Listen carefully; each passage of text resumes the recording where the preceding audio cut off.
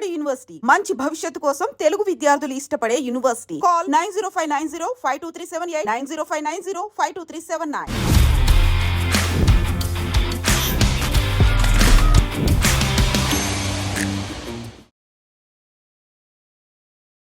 ఒక ఇంజనీరింగ్ స్టూడెంట్గా ఉంటూ మరి సినిమాల మీద ఉన్న ఒక ప్యాషన్తో ఒక రైటర్ అండ్ స్క్రీన్ ప్లే రైటర్గా ఈరోజు మన తెలుగు ఇండస్ట్రీలోనే ఒక టాప్ మోస్ట్ రైటర్గా కూడా మరి ముందుకు వెళ్తూ ఉన్న ప్రసన్న కుమార్ గారు ఇప్పుడు మనతో పడినారు.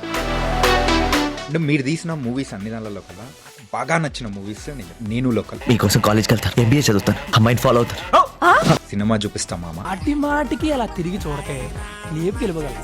అండ్ థర్డ్ పొజిషన్ వచ్చేసి ధమాక్. ఉద్యోగం పోగొట్టుకున్నాను, ఖాళీగా తిరుగుతున్నాను. ఎక్కడ స్టార్ట్ అయ్యాము, ఎక్కడ ఉన్నాము అనుకున్నారా అసలు?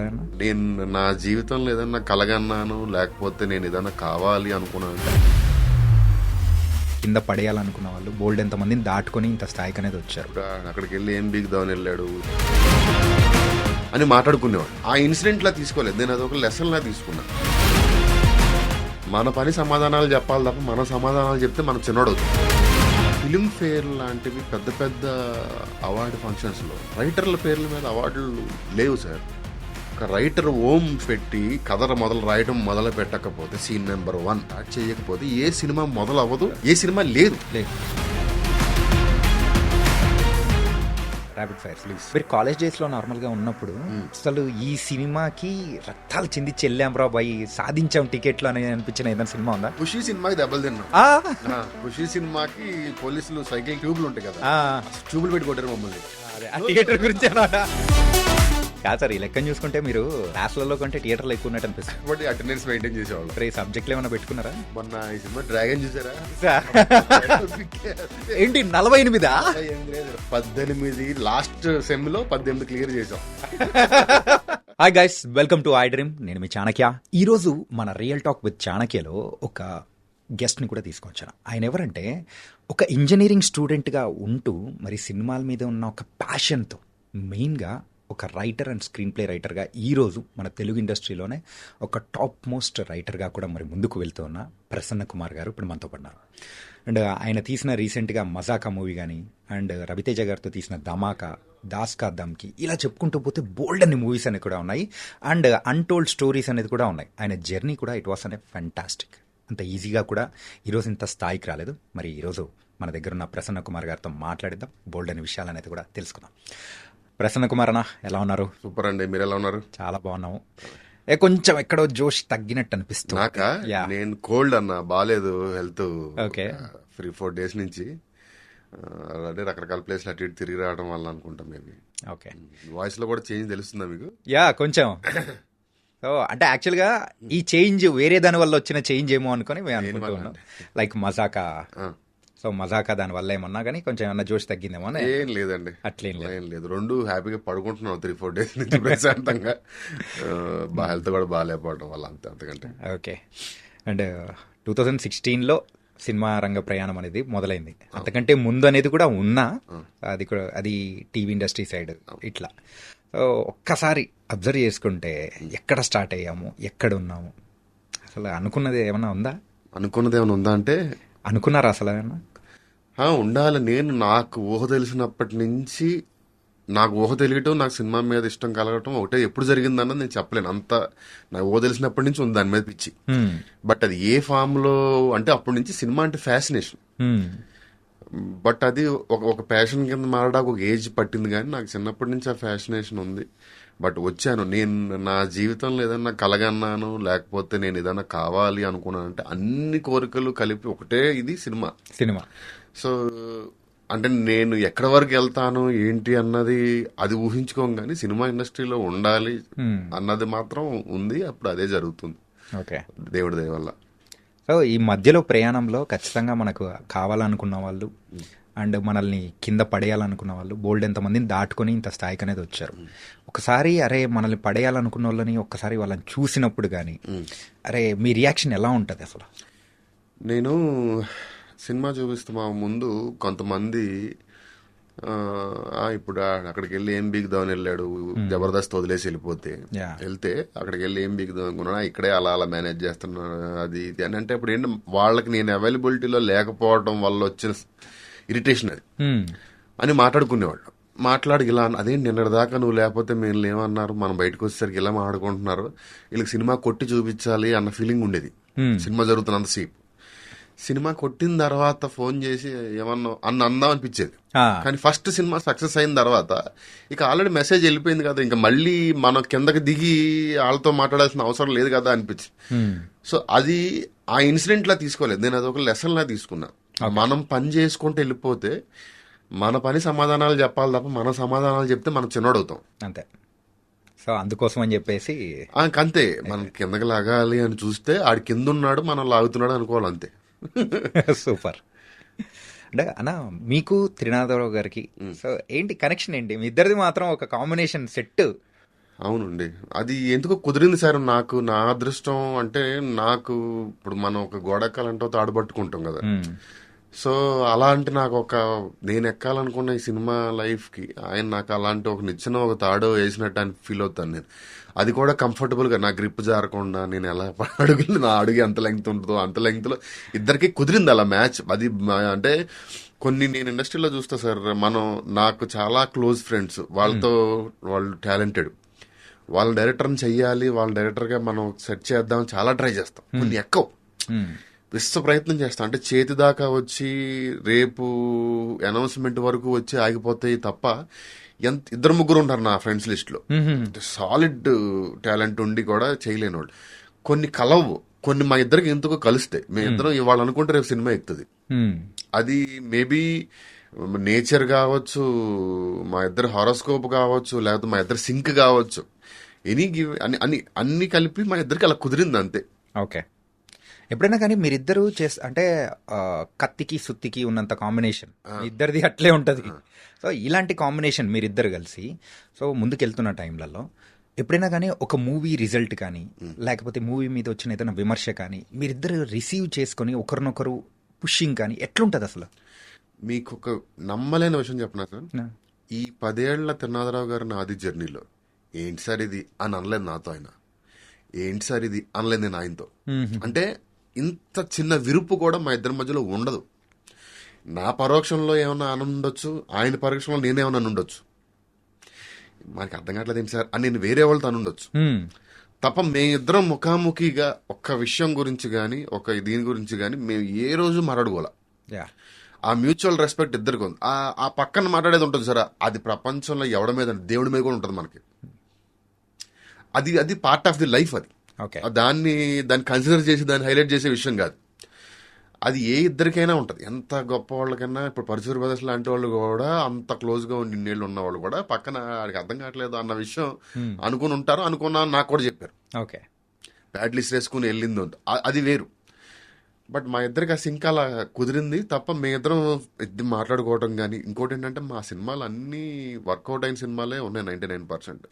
ఏదన్నా చిన్న చితగా ఉన్నా కూడా దాని రీజన్స్ మా ఇద్దరికి తెలుసు. మా ఇద్దరి ఎఫర్ట్స్ లో కానీ మా ఇద్దరి ఫోకస్ లో కానీ తేడా ఉండదు. సంబడి ఎల్స్ ఇన్వాల్వ్మెంట్ లో కానీ లేకపోతే వేరే వాళ్ళ జడ్జిమెంట్ తీసుకున్నప్పుడు చిన్న చిన్న వాటిలో జరిగినాయి అని ఉంటే దాని రీజన్లు మాకు తెలుసు. బట్ ఇద్దరు పెట్టే 100% ఎఫర్ట్స్ లో ఏ మాత్రం కాంప్రమైజ్ ఉండదు అన్న విషయం నా గురించి ఆయనకి, ఆయన గురించి మాకు తెలుసు. సో ఇద్దరు కంప్లైంట్స్ ఉండవు. ఓకే. అంటే మీరు తీస్తున్న కంప్లీట్ ఫస్ట్ మూవీ నుంచి సో ఇప్పటి వరకు మీ మూవీస్లలో కూడా రైటింగ్లలో ఒక్కొక్క మూవీకి ఒక్కొక్క డిఫరెన్స్ అనేది కూడా కనిపిస్తూ ఉంటుంది. ఏంటంటే కంప్లీట్ ఒక మాస్ ఎలిమెంట్స్తో జోడుకున్న కంప్లీట్ ఒక ఎంటర్టైనర్ అనేది కూడా ఇస్తూ ఉంటారు. సో ఇలా ఎంటర్టైనర్లు రాయడం, అది కూడా మాస్ ఎలిమెంట్స్తో కూడుకున్న ఎంటర్టైనర్ రాయడం చాలా కష్టం. సో దీనికి సపరేట్గా మీకు ఎక్కడి నుంచి అంటే ఆ ఒక పవర్ అనేది కూడా గ్రాస్ప్ చేసుకున్నారు? మెయిన్గా ఏం లేదండి, కొంచెం అంటే మన ఏ సినిమా అయినా మన తాలూకు ఎక్స్టెన్షనే సార్. మనకి ఏ క్యారెక్టర్ అయినా మన తాలూకు ఎక్స్టెన్షనే ఉంటుంది. మా కాలేజ్ ఫ్రెండ్స్, స్కూల్ ఫ్రెండ్స్ కానీ లేకపోతే నాతో 10 ఏళ్ల నుంచి ఇండస్ట్రీలో ఉన్నవాళ్ళు కానీ నా సినిమాలో హీరోలు మాడుతుంటే నేనే మాట్లాడినట్టు నువ్వు మాడుతున్నట్టు ఉందిరా బాబు అంటారు. సో అది తెలియకుండా మనలో నుంచి వచ్చిందే అయి ఉంటుంది. దానికే స్పెషల్ ఎక్సర్సైజ్ ఇది కూడా ప్రత్యేకంగా ఏం లేదు అని అనుకుంటున్నా. అంటే ఇప్పుడు అందులో హీరోయిన్ ఇలా ఒక అమ్మాయి నాతో మాట్లాడితే బాగుండో అన్నది నాలో ఉన్న ఇది. ఒక విలన్ కూడా నాలో ఉన్న సైకిల్ ఉన్న భాగం వాళ్ళందరూ కొత్తగా ఎక్కడి నుంచో మనం తీసుకురాలేం. ఒకవేళ కొత్త క్యారెక్టర్ పుట్టించినా ఆ క్యారెక్టర్కి మన తాలూకు ఫ్లేవర్ అంటుకుంటుంది. నాదే కాదు, ఎనీ ఫర్ దట్ మ్యాటర్ ఎనీది. ఇప్పుడు మీరు శంకర్ గారి సినిమాలు చూస్తే ఆయన సినిమాలో హీరోలు విలన్లు కథలు తాలూకు ఫ్లేవర్ ఒకటి ఉంటుంది చూసారా, Yeah. అది శంకర్ గారి తాలూకు యాక్షన్. మీకు ఎగ్జాంపుల్ కోసం చెప్తాను, Yeah, అర్థమైంది. కంపారిజన్ ఏం లేదు. అట్లాగా ఇప్పుడు రాజమౌళి గారి సినిమాలో విలన్లు ఒకలా బిహేవ్ చేస్తారు, ఒకలా ఉంటారంటే తెలియకుండా అందులో ఆయన విలన్ నిజాన్ని అలా చూడాలనుకునేది ఉందో అది అది అది ఆ ఫ్లేవర్ మన బాడీలోంచి వస్తుంది. మనం ఓన్లీ క్యారెక్టరైజేషన్ రాస్తాం, ఓకే. క్యారెక్టర్ బిహేవియర్ మాత్రం మన మన మన కోపం, మనం ఇలాంటి కోపం చూపించాలంటే ఎలా అన్నది మన దాంట్లో నుంచి వస్తుంది. ఓకే.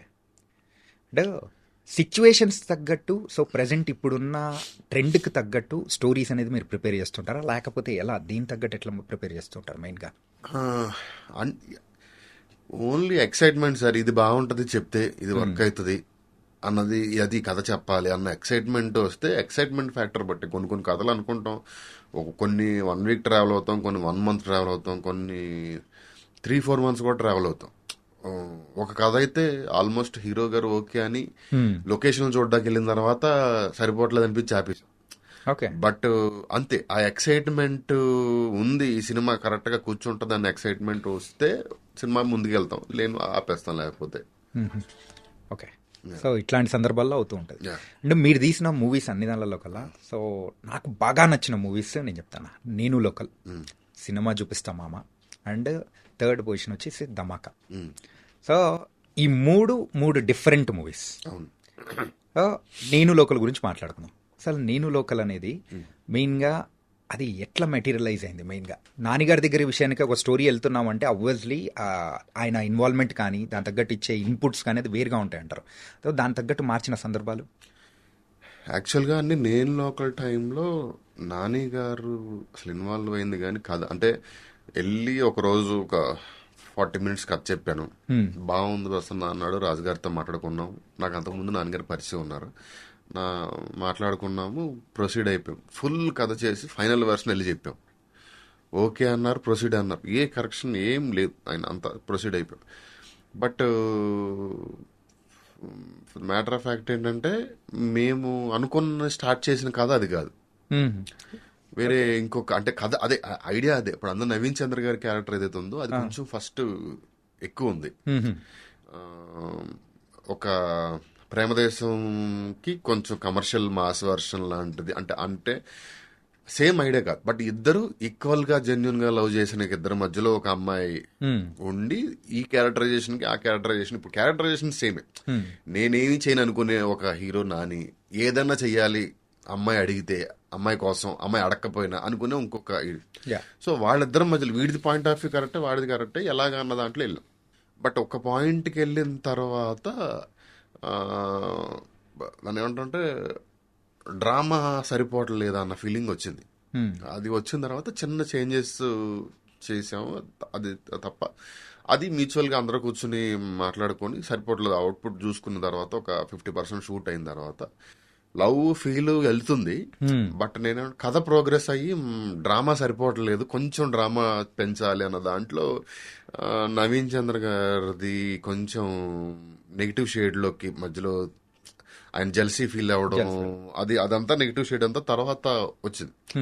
సో అండ్ దాని హీరో విలన్ సినిమా చేసాం, ఎందుకంటే సినిమా ప్రయోజనాల కోసం.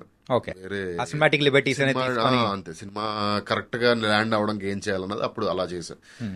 సో అదర్వైజ్ గా ఆయన బాగా ఎంజాయ్ చేశాడు. మేము కూడా అప్పుడు కొంచెం కొత్త కదా, బాగా ఎంతూజియాజంతో బాగా చేయాలి, ప్రతి సీన్ బాగా రావాలి అని చేసాం. అది కానీ నాన్నగారు అందులో చూడడం కానీ ఆయన బాడీ లాంగ్వేజ్ కానీ అంతా కంప్లీట్ డిఫరెంట్ ఉంటుంది. ఆయన మీరు ఓపెనింగ్ రోజు ప్రెస్ మీట్ చూస్తే, సినిమా ఓపెనింగ్ ఈ రోజు ఓపెనింగ్, ఆ రోజు ప్రెస్ మీట్ చూస్తే నాని గారు అన్నారు, నేను ప్రసన్న చేసిన దాంట్లో 10% చేసిన సినిమా ఎక్కడో ఉంటది అని. సో అది చాలా గ్రేట్ కాంప్లిమెంట్. అది నాని లాంటి ఒక యాక్టర్ అనడం చాలా గ్రేట్ కాంప్లిమెంట్. అంటే అట్లా నేను లోకల్లో యాటిట్యూడ్ ఈజ్ ఎవ్రీథింగ్ అని క్యాప్షన్ పెట్టినందుకు ఆ చిన్న యాటిట్యూడ్ ఉండాలి. నాని గారు అప్పటి వరకు చాలా సాఫ్ట్ అలా చేసేవాళ్ళు, బట్ ఇది చిన్నది మా ఇంటర్లో కూడా ఇలా చూసి ఇలా అనేవాడు టేక్ చేసిన తర్వాత. అన్న తర్వాత ఆ చిన్న మెయిన్ అది యాటిట్యూడ్ మాత్రం అన్న ఇప్పుడు వాడి దగ్గర మార్కులు కొట్టాల్సిన అవసరం, ఫాదర్ తో మాట్లాడినా విలన్ తో మాట్లాడినా, ఇప్పుడు వాడి దగ్గర మనం మంచోడు అనిపించుకోవాల్సిన అవసరం మనకు లేదు. ఆడేవాడాడు ఆ చిన్నది రైటర్ గా నేను ఆయన క్యారెక్టర్ కి ఎనర్జీ ఇవ్వాల్సిన ఒక రెండు మాట చెప్పి వెళ్ళిపోయాడు. ఇక ఆయన ఇక స్టార్ట్ చేసేవాడు. ఓకే. కానీ అంటే ఆయన చూస్తుంటే ఎట్లా అనిపిస్తుంది అంటే ఒక పిన్ను పీకేసిన డైనమైట్ లెక్క ఉండాడు. అవును, అంటే మెయిన్ గా ఆ మూవీ వరకు అక్కడి నుంచి ఆయన అప్రోచబిలిటీ కానీ కంప్లీట్ అంతే. మా బీసీలోకి వెళ్ళిపోయారండి. బీసీలోకి వెళ్ళిపోయారు. ఆ గేట్స్ ఓపెన్ చేసింది అయితే మీరే అనుకోవచ్చు. 100% మేమే. అది ఆ విషయం క్రెడిట్ నేను గర్వంగా తీసుకుంటా. బీసీలో అప్పటి వరకు ఒక segment class audience, family audience చూసే వాళ్ళ దగ్గర నుంచి నేల టికెట్ వెళ్ళిపోయింది మా అది. అండ్ రీసెంట్ గా అయితే పారడైజ్ ట్రైలర్ కూడా రిలీజ్ అయింది కదా. అంటే నాన్నగారితో వర్క్ చేశారు కాబట్టి ఆయన చూస్తుంటే ఎలా అనిపించింది? ఆయనకి నాకు సినిమా తప్ప వేరే ఏం తెలియదు సార్. పిచ్చి సినిమా అంటే పిచ్చి అంటే నాకు తెలిసి హీరోస్ లో అన్ని కథలు విని ఇంత హీరో నేనైతే ఎవరిని చూడలేదేమో అని చెప్పొచ్చు. అంటే షూట్ అయిపోతే అందరూ టైర్డ్ అయిపోయాం, రెస్ట్ తీసుకుందాం అనుకుంటారు కదా. టైర్డ్ అయిపోయాం, వెళ్ళేసి పడుకునేసరికి 9 అవుద్ది, 6 to 9 కథని వచ్చు కదా అనుకుంటాడు. ఫ్లైట్ ఉంది, 1 hour గ్యాప్ ఉంది, ఈ లోపు పిలిచి కథని వచ్చు కదా. లేదా ఏదో పెళ్ళి ఉంది, పెళ్లికి వెళ్ళి వస్తాం, అక్కడ పెళ్లిలో ఒక 1 hour తక్కువ ఉంటే ఇక్కడ వచ్చి కథని వచ్చు కదా. నేను యాక్టర్స్ హీరోల దగ్గర నేను కోరుకునేది కూడా వాళ్ళు ఇన్వెస్ట్ చేసేది ఏంటి సార్? హీరోలు ఓన్లీ కథ వినడానికి వాళ్ళు ఇచ్చే టైం తప్ప వాళ్ళ కెరియర్ మీద ఇన్వెస్ట్ చేసేది వర్క్ చేయడం మొదలుపెట్టిన తర్వాత చేసే వర్క్ ఓకే, అది వాళ్ళ డ్యూటీ, వాళ్ళ జాబ్. బట్ వాళ్ళు ఎక్స్ట్రా ఇన్వెస్ట్ చేసేది ఏంటంటే కథలు వినడానికి. నెంబర్ ఆఫ్ కథలు, ఓపిక చాలా 100 కథలు ఉంటే 90 రాడ్లు ఉంటాయి. ఆ 90 రాడ్లని తట్టుకుంటే మంచి కథలో 10 దొరకవచ్చు, లేకపోతే 5 కథలు దొరకవచ్చు. సో ఆ 5 మంచి కథలు మిస్ అవ్వకుండా ఉండడం కోసం ఆయన నెంబర్ ఆఫ్ కథలు అసలు ఆయన విన్నట్టు నాకు తెలిసి ఎవరు వినరేమో. నేను లోకల్ సక్సెస్ అయిన తర్వాత మళ్ళీ ఏమన్నా ఆయనతో ఇంకో స్టోరీ చెప్పడం కానీ 1-2 అనుకున్నాం కానీ కుదరలేదండి అది. అంటే అప్పుడు ఏమవుద్దంటే సార్, హీరో ఆ దగ్గరలో చేసే జోనర్ లాంటిది ఒక యాక్షన్ చేస్తున్నాను అనుకోండి, మనం ఒక జోనర్ యాక్షన్ చెప్తే అది ఇప్పుడు నేను యాక్చువల్గా వేరే ఒక విలేజ్ యాక్షన్ చెప్పాను. అప్పటికి ఈ వదిలి గారు ముందు సినిమా అదేంటది మన అంటే సుందరం శ్రీకాంత్ వదిలి దసరా ఆల్రెడీ జరుగుతుంది. సో అందులో కూడా లుంగి ఆ మేసం అది ఉంది, ఇమ్మీడియట్ గా అవుతుంది. ఇంకో నువ్వు చేసుకునిరా ఎక్కడన్నా ఇంకో సినిమా చేద్దాం టైం అలా మిస్ అయినాయి తప్ప అది అలా అలా అలా అలా అది ఉంటుంది హీరోలకి. వాళ్ళు ఎంటర్టైనర్ చేస్తున్నారు అనుకోండి, మనం ఇమ్మీడియట్ గా ఎంటర్టైనర్ చెప్తే వాళ్ళు వేరేది ఇంకోటి ఏదో ఉంటది. వాళ్ళ ప్లానింగ్ ఒకటి ఉంటుంది. ఓకే. అండ్ సెకండ్ వచ్చేటప్పటికి సినిమా చూపిస్తాం మామ, అది సినిమా ఇండస్ట్రీలోకి వచ్చేటప్పుడు అది మీకు ఒక గోల్డెన్ పాస్. హిట్ అయితే ఉంటాం, లేకపోతే మళ్ళీ ఏంటి అనే టైప్ ఆఫ్ సిచ్యువేషన్. ఎవరైనా కానీ ఒక డెబ్యూ ఇచ్చేటప్పుడు యాక్టర్స్ దగ్గర నుంచి రైటర్స్ కానీ ఎవరైనా కానీ. సో మరి వేరే మూవీస్ అంటే ఇప్పుడు తీస్తున్న మూవీస్కి అండ్ ఫస్ట్ మీరు తీసిన మూవీకి ఆ కష్టపడడంలో కానీ సో డిఫరెన్స్ వైజ్ కానీ ఏమనిపించింది? ఏదన్నా ఉందా? ఏం కష్టపడడంలో మార్పు ఉండదండి, డెఫినెట్గా ఉండదు. ఎందుకంటే ఆ మార్పు ఉంది అంటే మనం రిలాక్స్ అయిపోయామని అర్థం. మనం రిలాక్స్ అయిపోయామంటే షెడ్కి వెళ్ళిపోతాను అర్థం. రిలాక్స్ అవ్వదు. ఆ రోజుకి నిలబడాలి అన్నది తపన ఉంటుంది. ఈ రోజుకి వచ్చిన పేరు చెడగొట్టుకోకూడదన్న తపన ఉంటుంది. ఓకే. ఇంకోటి ఏంటంటే ఈ సినిమా తేడా వస్తే మనం ఏమవుతాం, మళ్ళీ ఎక్కడికి వెళ్తాం అన్న భయం ఒకటి ఉంటుంది. అప్పుడు భయం ఉండదు. అప్పుడు ఓన్లీ నిలబడాలన్న ఆశ, తాపత్రయం, తపన ఉంటుంది. బట్ ఈ రోజుకి ఏంటంటే ఉన్నది నిలబెట్టుకోవాలి, పాడు చేయకూడదు అది ఉంటుంది. ఏదో ఒక డ్రైవింగ్ ఫోర్స్ ఉంటుంది మనం నడపడానికి. కానీ ఫస్ట్ దాంతో కంపేర్ చేసుకుంటే ప్రెషర్ అయితే ఇప్పుడే ఎక్కువ ఉంటుందేమో కదా. ఇప్పుడు ప్రెషర్ ఉంటుంది, ప్రెషర్ ఎక్కువ. అప్పుడు కోల్పోవడానికి స్టేక్స్ ఏం లేవు కదా మన. అట్లా కాబట్టి ఆల్రెడీ వాళ్ళ అబికా గౌర్ గారు అండ్ రాజ్ తరుణ్ వాళ్ళది సూపర్ కాంబినేషన్. ఆల్రెడీ ఉయ్యాల జంపాల సక్సెస్ కొట్టింది. కానీ అక్కడికి ఇక్కడికి చూస్తే ఒక మాస్ సినిమా, ఒక క్లాస్ సినిమా, రెండు కాంట్రాస్ట్. అసలు కాంట్రాస్ట్ది ఆయనతో కొట్టాలని ఎలా అనిపించింది అసలు? తెలియదు సార్. దిగాము, నాతో మన సౌత్ హెడ్ మన నిమ్మకాయల ప్రసాద్ గారు ఉంటారు. ఆయన ఉయ్యాల జంపాలని దగ్గరికి ఎగ్జిక్యూట్ చేసిన వాళ్ళు ఆయన కూడా ఒకళ్ళు, స్క్రిప్ట్లో కరెక్షన్స్లో కానీ అన్నిట్లో. ఆయన ఒకసారి మా సెట్కి వచ్చినప్పుడు మామ వసంత మామ సాంగ్ హవిక నోట్లో రోజ్ ఫ్లవర్ పెట్టుకొని చిన్న ఇక్కడి వరకు స్కర్ట్ వేసుకుని వీడేమో కర్చీఫ్ కట్టుకుని డ్యాన్స్ చేస్తూ ఉంటారు. ఎలా చూసుకున్నాను రా మిమ్మల్ని, ఇలా తయారయ్యారేంట్రా. పైగా అదంతా చూసి చిన్న చిన్న సినిమాలు కొన్ని ఏవో మాస్ ఫిల్మ్స్ అని చేసి ఫ్లాప్ అయిపోయి పిచ్చి సినిమాలు రిలీజ్ కూడా అవ్వవు కదా, ఆ కేటగిరీలోకి వెళ్ళిపోద్ది అనుకున్నారంట కొంతమంది. ఏదో పిచ్చి సినిమా చిన్నపిల్లల్ని తీసుకొచ్చి వాడికి మాస్కి ఏంటి సంబంధం, వాడి చేత ఏవేవో చేపిస్తున్నారు అని ఫీల్ అయ్యాము. బట్ సినిమా చూసిన తర్వాత ఈ ప్రూవ్ మీ రాంగ్ అన్నది అది నేను కాంప్లిమెంట్ లా తీసుకుంటా. అంటే మేము ఒకటి మాకు కూడా ఏం చేస్తామో తెలియదు అన్న, first cinema what best we can do అన్నది చేసుకుంటూ వెళ్ళాము. బట్ ప్రయత్నంలో నిజాయితీ ఉండి సక్సెస్ అయింది సినిమా, అన్ని కుదిరింది దానికి. ఓకే, కానీ ఆ మూవీకి నలుగురు అంటే ప్రొడ్యూసర్స్ ఉండడము అది ఏంటన్నా అసలు? ఏముంది అంటే ఇండిపెండెంట్ గా సినిమా తీసేంత పెద్ద కాస్టింగ్ కాదు, పెద్ద క్రూ కూడా కాదు ఆ సినిమా వరకు. సో అందరూ చాలా కొంత వేసుకుని సేఫ్ లో చేద్దాం అన్న సినిమాలో చేశారు అంతే. ఓకే, కానీ బొమ్మ సూపర్ హిట్ హిట్ అయింది. ఆ టైటిల్ కూడా అప్పుడు రేస్ గుర్రం రిలీజ్ అయ్యి ఆ సాంగ్ లో మంచి ఫేమస్ అయింది కాబట్టి అది తీసుకొచ్చి థియేటర్ లోంచి బయటకు వచ్చి రేస్ గుర్రం చూసాము.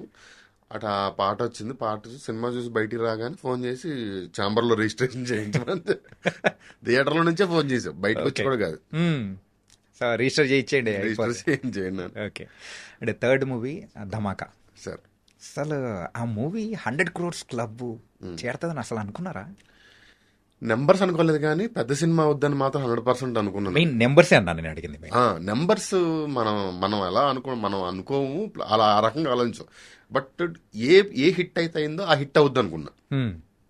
నెంబర్స్ మేము కలగనలేదు, లేకపోతే అది ఊహించదని కూడా చెప్పను, అసలు ఆలోచించలేదు దాని గురించి. మాకేంటి హీరో గారు సినిమా ఇచ్చారు, ఆయనకి బెస్ట్ సినిమా చేసామా లేదా అన్నదే పాయింట్. ఆ విషయంలో అయితే cinema sure shot blockbuster cinema చేసామన్న నమ్మకం ఉంది. నెంబర్స్ ఆలోచించలేదు ఎప్పుడు అసలు. మెయిన్ గా ఆ మూవీ హిట్ అవ్వడానికి ద డ్రైవింగ్ ఫ్యాక్టర్స్ మెయిన్ గా ఏమనిపించింది సార్? ఏది ఉన్నా కూడా మేము ప్లేస్ చేసింది ఆ ప్లేస్మెంట్లో. ఇప్పుడు ఆ సినిమాలో బ్యూటిఫుల్ సాంగ్స్ ఉన్నా, హీరోయిన్ ఉన్నా, డాన్స్లు ఉన్నా, ఏది ఉన్నా కూడా రవి గారు అంత ఎనర్జెటిక్గా అంత ముందు ఎప్పుడు చేయలే. ఆ సాంగ్ నాకు పల్సర్ బైక్ గుర్తుంది. పల్సర్ బైక్ అసలు రవితేజ, నేను చెప్తానంటే ఇండస్ట్రీలో రవితేజ గారు రన్ చేసినట్టు చాలా తక్కువ మంది రన్ చేస్తారు. కుర్రోళ్ళు 25 ఏళ్ళు కుర్రోళ్ళు కూడా ఎవరు రన్ చేయలేరు. అంత స్పీడ్, అంత ఎక్సర్సైజ్ చేస్తారు, అంత ఫిట్నెస్ మెయింటైన్ చేస్తారు. కొండెక్కాలని ఇలా పరిగెడతారు. అలాంటిది పల్సర్ బైక్ సాంగ్కి నేను ఫస్ట్ టైం ఆయన అబ్బాయి ఏంటబ్బాయి రాత్రి కాళ్ళలాగా ఇంటికి వెళ్ళాక అన్నారు. అంటే అంత ఎనర్జీ, మీరు చూసిన ఎనర్జీ వేరు, సెట్లో ఎనర్జీ అసలు ఇంకా బీభత్సం. అంటే ఆయనకి ఏంటంటే ఎస్ ఇది పలుకుతుంది, దీనికి మనం బెస్ట్ ఇవ్వాలి అన్నది మనం ఆర్టిస్టులు మనం చెప్పక్కర్ల, వాళ్ళకి కాపురం చేసే కాళ్ళ దగ్గర తెలిసిద్ది అంటారు. అలాగా ఆ పాట, ఆ వైబు, ఆ ఎనర్జీ చూసిన తర్వాత ఆయనకి అర్థమై తుక్కు రేగొట్టేశారు. సో అట్లాగా ఆ సినిమాకి ఈ టైంకి పాట రావాలి, ఇగో ఈ ఎంటర్టైన్మెంట్ సీక్వెన్స్ ఇది ఉంది, దీని తర్వాత ఫాలోడ్ బై ఈ సాంగ్, ఇలాంటి సాంగ్ పడాలి, దీని తర్వాత ఇది కావాలి, ఇది కావాలి, ఇది కావాలని ఎవ్రీథింగ్ మనం ప్లేస్ చేసి, మనం క్యాలిక్యులేటెడ్గా ప్లేస్ చేసి చేసిన ఒక కమర్షియల్ సినిమా అది. అదే కంప్లీట్ ఒక కమర్షియల్ ఫార్మాటే అంతే. సో ఆ ఫార్మాట్ లో వచ్చారు, కొట్టారు, ఎట్టి కొట్టారు నార్మల్ గా. అంటే రిలీజ్ డేట్ కూడా బాగా కలిసి వచ్చింది మొన్న. అది పీపుల్స్ మీడియా వాళ్ళు కూడా బ్రహ్మాండంగా ప్రమోట్ చేశారండి. అంత విగరస్ ప్రమోషన్. వాళ్ళు ఏం చేశారో, డబ్బు ఎంత ఖర్చు పెట్టారో కూడా తెలియదండి. పాల ప్యాకెట్ల మీద కూడా ధమాకా ప్రమోషన్ చేసి రిలీజ్ రోజు ఆంధ్రప్రదేశ్లో చాలా డిస్ట్రిక్ట్స్ లో ఇంటికి వచ్చిన ప్రతి పాల ప్యాకెట్ మీద ధమాకా వేశారు. న్యూస్ పేపర్లు, మెట్రోలు, ట్రైన్లు, ఆటోలు, ప్రతి ఊర్లో, ప్రతి డిస్ట్రిక్ట్ హెడ్ క్వార్టర్స్లో 500 ఆటోలు, 400 ఆటోలతో ర్యాలీలు. అసలు పిచ్చిగా చేశారు ప్రమోషన్. అసలు ఆ విషయంలో అన్బీటబుల్. ఓకే, సో అన్ఫర్గెటబుల్ గా అయిపోయింది. అంటే ఒక స్క్రీన్ ప్లే రైటర్గా అండ్ అలాగే ఒక రైటర్గా సో ఉన్న మీరు ఈ లిరిసిస్ట్గా మారే అవకాశం ఎట్లా వచ్చింది, ఏంటది అసలు? నాకు అసలు రాయాలని ఉండదు సార్. అది సినిమా చూస్తే మాకి ఒక 4 పాటలు 5 పాటలు రాసాం. అప్పుడు ఆ సినిమాకు ఉన్న ఆ చిన్న బడ్జెట్లో ఒకళ్ళిద్దరితో ట్రై చేస్తే పని అవ్వట్లేదు. అలా అని పెద్ద రైటర్లను ఎఫర్ట్ చేసే పరిస్థితి కూడా లేదు. సిచ్యువేషన్ నాకు తెలుసు కాబట్టి సరే ఏం చేద్దాం అని నైట్ ఏదో కూర్చుని ఏదో ట్రై చేశా. పొద్దున్న చూస్తే అందరూ super, not even single correction, ఇది మార్చి అది మార్చుకోవట్లేదు బాగా. కాకపోతే ఎంతో కొంత రైటర్ కాబట్టి చిన్నప్పటి నుంచి స్కూల్లో ఉన్నప్పుడు చిన్న చిన్న పోయిటరీలు ఏవో రాస్తూ ఉండేవాళ్ళం, అవన్నీ అలవాటు ఉంది. బట్ సినిమా లాంగ్వేజ్లో లిరిక్స్ రాయాలి అది నాకు తెలియదు. బట్ అది ఎక్కడో తెలియకుండా ఎక్కడో ఉంది. సో అలా ఒకటి రాసిన తర్వాత అవ్వట్లేదు ప్రసన్న, ఇంకోటి వచ్చింది, అలా అని మిగతాది నేను రాయలా. ప్రతిదీ వేరే రైటర్ రాయటం, అది వర్కౌట్ అవ్వకపోవటం, ప్రసన్న అవ్వట్లేదు నువ్వు ఏదైనా ట్రై చేయి, రాజస్థాన్ ఫోన్ చేసి మనోడి దగ్గర ఆల్రెడీ పేపర్ ఉంటుంది జేబులో తీ అంటే అప్పుడు ఒకటి తీయటం. సో అక్కడ వర్కౌట్ అవ్వనప్పుడు మాత్రం ఒక పాట అయితే సార్ చెప్తాను మీకు. ఒక రైటరు 12 వెర్షన్లు రాశారు సార్. అంటే లిరిక్ రైటర్లు మీకు లిరిక్స్ మీరు అందరూ ఒకలా ఊహించుకుంటారు, బట్ ఎలా ఉంటుందంటే లిరిక్ రైటర్లు 4-5 వెర్షన్లు రాసిన తర్వాత యాజ్ ఇట్ ఈస్ వెర్షన్ అందరి దగ్గరే తీసుకోపోవచ్చు. ఎలా ఉంటుందంటే ఫస్ట్ 2 లైన్లో ఒక వెర్షన్ నుంచి, తర్వాత 2 లైన్లో ఒక వెర్షన్ నుంచి, దానికి కనెక్షన్ ఏమైనా కావాలంటే చిన్న చేంజెస్ చేసి పల్లవిలో ఆ వెర్షన్లో ఒక లైన్ ఇలా కూడా చేస్తారు ఎక్కువ. Okay okay. సో మొత్తం మీద ఒక కంబైన్డ్ ప్రోడక్ట్ తీసుకోవడం కోసం అలాగా ఒక 12 వెర్షన్లు ఎన్నో వస్తే 12 వెర్షన్లు కలిపి 2-3 లైన్లు కూడా బాగాలేదు. అతను మ్యూజిక్ డైరెక్టర్ గారు ఏమనుకున్నారంటే సింగర్లు పిలిచేశారు, సార్ 12 వెర్షన్లు పంపిస్తున్నాను నేను, మీరు చూడండి అంటే మొత్తం ఇంత పెద్ద బండిల్ వచ్చింది ఒక పాటకి. పాటకి ఎంత బండిల్ వచ్చింది. వచ్చిన తర్వాత మ్యూజిక్ డైరెక్టర్ ఏమనుకున్నాడు 12 వెర్షన్లు కదా అటు ఇటు అడ్జస్ట్ చేస్తే ఏదో వచ్చేస్తలే అని సింగర్లు కూడా పిలిచేశారు, మేల్ సింగర్ ఫీమేల్ సింగర్. వచ్చిన తర్వాత చూస్తే ఆయనకు ఒక్కడు కూడా నచ్చట్లేదు. సార్ ఎక్కడ ఉన్నారు సార్ మీరు అని అంటే, ఇంటి దగ్గర ఉన్నాను సార్ ఒకసారి అర్జెంట్గా రారా అన్నాడు. ఏంటంటే ఇంకా వెళ్తే ఇది సార్ మీరు చూడండి మీకు ఏమన్నా నచ్చిందా ఇందులో ఉంచాను, చూస్తే ఏం లేదు. ఏం చేద్దాం సార్ మీరు అంటే పిలిచేసాను సార్ వాళ్ళని, పైగా సాంగ్ పంపించాలి, షూటింగ్ ఉంది, ఏం చేయాలి అర్థం కావట్లేదు, మీరు ఏదైనా ట్రై చేయండి సార్ అంటే. అప్పుడు నాకు ఒక చిన్న హోండా బైక్ ఒకటి ఉండేది, ఫిలిం నగర్లో మ్యూజిక్ స్టూడియో, బండెక్కి బాలకృష్ణ గారి ఇంటి పక్కన ఉన్న పెట్రోల్ బంక్లో 50 రూపాయలు పెట్రోల్ కొట్టించి ఓ పేపర్ పెన్ను ముందు దాంట్లో పెట్టి పాట వినుకుంటా Jubilee check post, Hitec City, Inorbit mall turning, వెనక్కి తిరిగి బాలకృష్ణ గారి ఇల్లు దాటేసరికి అయిపోయింది పాట. వచ్చి డైరెక్ట్గా స్టూడియోకి వెళ్ళాం, పాట రికార్డ్ చేసాం. అలాగా తప్పని పరిస్థితుల్లో రాసినవే తప్ప ఎప్పుడు కావాలని కానీ లేకపోతే నేను రాయగలనని కానీ, లేకపోతే ఇప్పుడు నేను లోకల్లో నేను రాయాలని నన్ను ఎవరు ఆపుతారు, ప్రసన్న సర్లే రాస్తానంటున్నాడు కదా అన్న నన్ను అసలు అదంతా పక్కన పెట్టు, దేవి గారు అడిగారు రాయమని. అది నా ప్రొఫెషన్ కాదు, ఏదో సినిమాని కాపాడుకోవడం కోసం తప్పని కాంటిబాటు పొజిషన్లో రాయడం తప్ప అది నా ప్రొఫెషన్ కాదు. అండ్ ఇంకోటి నేను అందులో మాస్టర్నో లేకపోతే నాకు అంత ఎక్స్పర్టీస్ కూడా లేదు. ఈ జర్నీ జరిగింది చూసారా, జర్నీలో వచ్చిన సాంగ్ ఏంటి, ఏ సాంగ్ అది?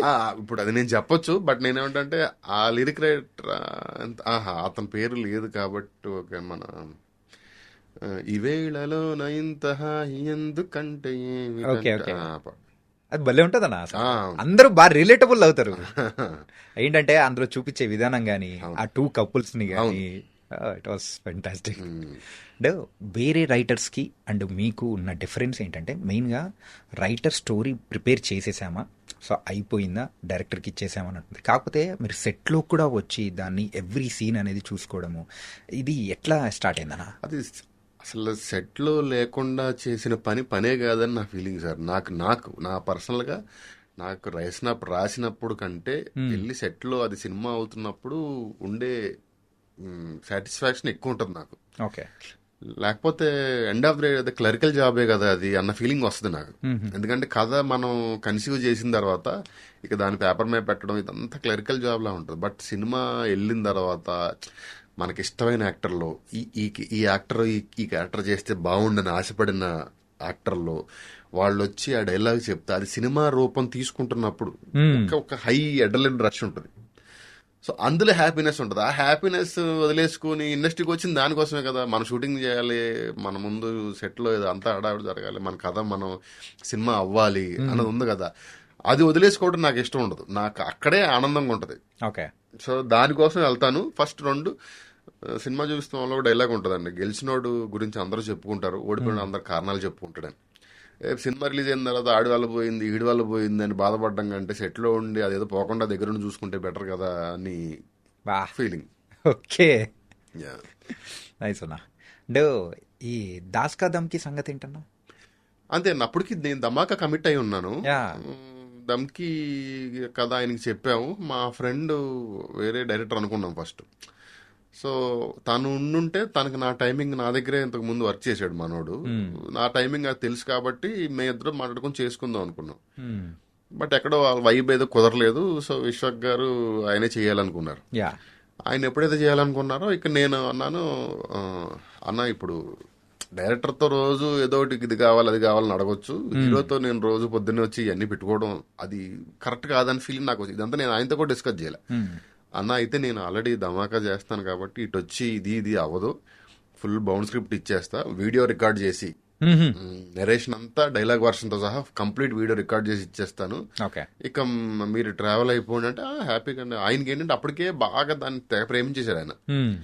ప్రేమించేసి ఇక నేను చేస్తానన్న తర్వాత ఇక దాన్ని ఇక ఆయన కంప్లీట్ గా ఆయనకు వదిలేసాం. యాక్చువల్గా ఇక్కడే ఒక కన్ఫ్యూజన్ అనిపించింది. అంటే డైరెక్టర్స్ వేరే వాళ్ళు ఇన్వాల్వ్ అవుతారు కదా, కానీ హీరోనే ఒక డైరెక్టర్ గా ఉండి అది కూడా సూపర్ హిట్ కొట్టడం అనేది కూడా అది ఆయన ఓన్ చేసుకుని ఆయన స్టైల్ ఆయన బ్రహ్మాండంగా చేసుకున్నారండి అది. ఓకే. సో అదే అంటున్నప్పుడు ఇప్పుడు ఇది మీరే రైటర్ అనుకోండి, మనం రోజు ఇప్పుడు హీరోతో మన రిలేషన్ చాలా హెల్దీగా ఉండాలని కోరుకుంటాం జనరల్ గా. మనం మాట్లాడాలి లేదా అన్న రేపు పొద్దున ఒక 9కి వచ్చే హీరోకి రేపు పొద్దున 6కి రా అని ఒకసారి ఆబ్లిగేషన్ అడిగాం అనుకోండి, రెండో రోజు మనం అడగం, ఇంకొకరిని ఎవరన్నా పంపిస్తాం. ఎందుకంటే ఈడేంటి రోజు అన్న ఫీలింగ్ ఆయనకి రాకూడదు అన్నది ఆ గుడ్ బుక్స్ లో ఉండాలనో, లేకపోతే గుడ్ బుక్స్ లో కూడా కాదు, ఎందుకంటే హీరోతో ఆ వైబ్స్ అడగొట్టుకోవాలని ఎవరు అనుకో. సేమ్ రైటింగ్ విషయంలో కూడా అంతే.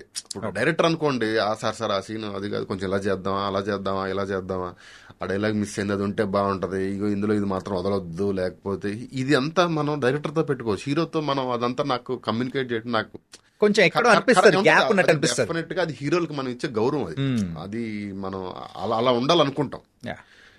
సో ఆ రీజన్ వల్ల నేను 2 ధమాకా ఆల్రెడీ కమిట్ అయి ఉండడం వల్ల ఆయనకి అప్పచెప్తా. ఆయన బ్రహ్మాండంగా దాన్ని ఆయన ఓన్ చేసుకుని ప్రేమగా దాన్ని మనం చాలా లవ్ చేసేసారు ఆయన. యా, మన తెలుగు ఇండస్ట్రీలో యూజువల్గా ఒక సీరియస్ కంటెంట్ రైటర్స్, సో ఎవరైతే వాళ్ళు డీల్ చేస్తుంటారో వాళ్ళకి ఇచ్చే రెస్పెక్ట్ కానీ, అండ్ ఎంటర్టైనింగ్ స్క్రిప్ట్స్ రాసే రైటర్స్కి ఇచ్చే రెస్పెక్ట్ కానీ ఆ డిఫరెన్స్ ఉంటుంది అని కూడా అంటున్నారు. సో ఏంటది యాక్చువల్గా అలా రెమ్యునరేషన్ వైజ్ కానీ రెస్పెక్ట్ వైజ్ కానీ? లేదండి, ఇప్పుడు రెమ్యునరేషన్ వైజ్ అయితే ఇప్పుడు ఎంటర్టైన్మెంట్ సినిమాలు చేస్తున్న మాకు బాగానే వస్తుంది. రెమ్యునరేషన్ వైజ్ ఏం ఉండదు, కొంచెం రెస్పెక్ట్ వైజ్ ఉంటుంది, ఉండొచ్చేమో. అంటే నేనేమంటే వాళ్ళు కొంచెం సీరియస్ సినిమాలు రాసేవాళ్ళు కొంచెం లైఫ్ గురించి ఎక్కువ రాయడానికో లేకపోతే ఫిలాసఫీ రాయటాకో స్కోప్ ఉంటుంది, సో కాల్డ్ గొప్ప డైలాగ్ రాయడాకో స్కోప్ ఉంటుంది. మన పంచ్ వచ్చి జోక్ వచ్చింది అనుకోండి సార్, ఆ జోక్ నవ్వేసుకుంటాం తప్ప దానికి మనం మార్కులు వేసుకోం మైండ్లో, మనం దాన్ని ఎంజాయ్ చేసేస్తాం లేదా ఇంటికి వచ్చి చెప్పుకుంటాం తప్ప దానికి మార్కులు పడవు. బట్ ఒక మంచి మాట ఒక థియేటర్లో పడగానే దానికి మార్కులు మన మైండ్లో వద్దన్న పడతాయి. ఓకే. సో ఎంటర్టైన్మెంట్ రాసేటప్పుడు మేము 80% ఆఫ్ ద ఫిలిం ఎంటర్టైన్మెంట్ మీద వెళ్ళిపోద్ది. మేము స్కోర్ చేసేది ఓన్లీ ఒక 20% ఎక్కడో ఎమోషన్ ఉన్నప్పుడు మాత్రమే స్కోర్ చేయగలం. ఓకే. సో వాళ్ళకేంటంటే ఒక 80% స్కోర్ చేయడానికి ఉంటుంది, డిఫరెన్స్ అయితే అది ఉంటుంది అంతే. సో ప్రొడ్యూసర్స్ వైజ్ వాళ్ళ దగ్గర నుంచి వాళ్ళకి హ్యాపీ, వాళ్ళకి డబ్బులు సినిమా థియేటర్లో నవ్వితే వచ్చే కలెక్షన్ అందరికి. కానీ సార్ మీరు డీల్ చేసిన మాక్సిమం స్టోరీస్ ప్రొడ్యూసర్స్ కి రిటర్న్ బ్యాక్ వచ్చిన అమౌంట్ ఎక్కువ తప్ప, సో నష్టపోయినది చాలా చాలా తక్కువ. మీరన్నా 99% అనేది పర్ఫెక్ట్ నిర్వచనం వచ్చేలా చేశారు సార్. అలాగే మీరు డైరెక్టర్గా మారాలి అనుకున్న సందర్భంలో వెంకటేష్ గారికి వెళ్ళి స్క్రిప్ట్ చెప్పారు, మరి దాన్ని మెటీరియలైజ్ అయిందా కాలేదని కూడా విన్నాం బయట టాక్. తినాద్ గారు అనుకునే చేసామండి అది, నేను అనుకుని చేయలే. తినాద్ గారే డైరెక్టర్ దానికి. బట్ అప్పుడు కుదరలేదు, అంటే అప్పుడెప్పుడు అయిపోయి ఇక్కడ ఎక్కని కథల గురించి ఇప్పుడు మనం మాట్లాడుకున్నా కూడా ఎవరికి ఎక్కదు. కానీ ఎప్పుడు సార్ ఇది నాకు తెలిసి హలో గురుకి ధమాకాకి మధ్యలో అనుకుంటాండి. సో ఆ మధ్యలో లైక్ కోవిడ్ కి ముందు, అంతే, కోవిడ్ చాలా ముందు, ఇమీడియట్లీ ఆఫ్టర్ హలో గురు. అది అవ్వలేదు, ధమాకా ఎక్కింది. Okay sir. ఇది హలో గురు ప్రేమ కోసం మీరు అన్ని తీసిన మూవీస్ అన్ని దానిలో కల్లా కంపేర్ చేసుకుంటే చాలా సాఫ్ట్గా సెటిల్డ్గా సో ఉన్న మూవీ అనేది ఏదైనా ఉందంటే హలో గురు ప్రేమ కోసం. మరి దానికి మెయిన్గా ఆ ట్రాక్ మార్చడానికి గల రీజన్ ఏంటి సార్? ఒక్కొక్క సినిమా ఒక్కొక్కలాగా ఉంటుంది సార్. ఇప్పుడు మేము ఇప్పుడు ఆ సినిమా చాలా మేము చూసినప్పుడే చాలా ఆ సినిమాకి అంతకంటే అగ్రెషన్ అక్కర్లేదు. ఆ కథ ఇప్పుడు ఫాదర్తో ఫ్రెండ్షిప్ చేయాలి అనుకుని వెళ్తున్న ఆ కథలో ఆ సినిమా అగ్రెషన్ కోరుకోవట్లేదు. ఇప్పుడు సినిమా చూపిస్తున్నామలో ఒక ఛాలెంజ్ ఉంటది. నేను నెల రోజులు నీ ఫ్యామిలీని నువ్వు పోషించరా అంటే చూసుకుంటా నువ్వు నేను ఈ టైప్ లో ఉంది కదా. ఆ కథ అగ్రెషన్ అడుగుతుంది. ఈ కథ అగ్రెషన్ అడగట్లేదు. ఎవరి మీద అగ్రెషన్ ఫీల్ అయ్యి కూడా దానికి ఏం ఇది లేదు. ఆ సినిమాని కథే సాఫ్ట్ గా అడుగుతుంది. సో ఆ సినిమాని అలాగే సాఫ్ట్ గా చేసాం. దానికి ఒక మంచి కాంప్లిమెంట్ ఏంటంటే సార్, ఆ సినిమాకి నేను రాజ్ కమల్ ఫిలిమ్స్ అని కమల్ హాసన్ గారి బ్యానర్ నుంచి ఫోన్ వచ్చి అక్కడికి వెళ్ళి అక్కడ మాట్లాడుతున్నప్పుడు ఆయనకి నేను లోకల్ తెలుసు, ధమాకా తెలుసు, సినిమా చూపిస్తే మావ తెలుసు, ఇవన్నీ తెలుసు. వాటి గురించి మాట్లాడుతుంటే బట్ నాకు ఒక సినిమా ఇష్టం సార్, మీ తెలుగు సినిమాలని ఒక ఈవినింగ్ టెర్రస్ మీద కూర్చొని ఒక లాంగ్ డిస్కషన్ లో కమల్ హాసన్ గారితో సార్, కమల్ హాసన్ గారి బ్రదర్ మన రాజ్ కమల్ అని ఆయన, నేను నెక్స్ట్ డేకి ఆయన కలవాలి, ఈ రోజు ఈయనతో మాట్లాడుతున్నాం. సో ఆయన అన్నారు ఒక సినిమా గురించి ఇది చెప్తా, అది సార్ ఇది మన బాలచంద్ర గారి సినిమాలో లాగా ఇంట్లో హౌస్ డ్రామా ఉంటది, అది ఇది ఇది ఇది అని చాలాసేపు చెప్తున్నారు. మందయ్యో అంత ఎలివేషన్ కి మందు కాదు, లేదు బాలచంద్ర గారి సినిమా ఇది కథ కాదు అని మన ఆ టైప్ లో అని ఆయన చెప్తా ఉంటే ఆ తర్వాత క్రాక్ అయిందంటే అది హలో గురు అని. ఆయనకి కానీ కమల్ గారికి చాలా ఇష్టం. హౌస్ డ్రామా రాసి చాలా కాలం అయింది, ఎవరూ రాయట్లేదు, రాశారు. రెండు ఆయన ఖాళీగా ఉన్నప్పుడు సినిమా చూద్దాం అన్నప్పుడు సన్ టీవీకి ఫోన్ చేసి ఏమొచ్చి నీ మధ్య సినిమాల్లో ఏం చూడొచ్చు అని అడిగితే వాళ్ళకున్న నెట్వర్క్ చెప్తే అలా చెప్పారంట. చెప్తే అసలు ఆయన మిగతా అన్ని సినిమాలకి నాకు ఇచ్చిన రెస్పెక్ట్ కంటే ఆ సినిమాకి నాకు అసలు 10 రెస్పెక్ట్తో మాట్లాడారు. అది చాలా బాగా అనిపించింది. ఆయన చెప్పిందంటే, సార్ మీకు తెలియదు ఇక్కడ చాలా స్టోరీ డిస్కషన్లో కూడా ఆ సినిమా టాపిక్ వస్తుంది తమిళ్లో కథల్లో అన్నారు. Okay. So it was a complete different and యూజువల్గా యాక్టర్స్కి ఇంకా బాగా నచ్చుతుంది, ప్రేక్షకుల్లో ఒక సెట్ ఆఫ్ ఆడియన్స్కి మాత్రం సూపర్గా నచ్చింది అది.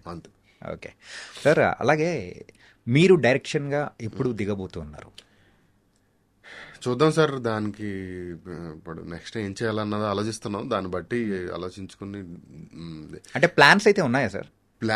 నేను సీరియస్గా ప్లాన్ చేయను సార్. నాకు ఆ నిమిషం ఈ కథ మనం చెప్తే బాగుండు అనిపించిన రోజు చేద్దాం అన్నదే ఉంటుంది తప్ప ప్రత్యేకంగా ఏదో చేసేయాలి, ఆ కథ చేసేయాలి, ఈ కథ చేసేయాలి అట్లా ఆలోచించాను నేను.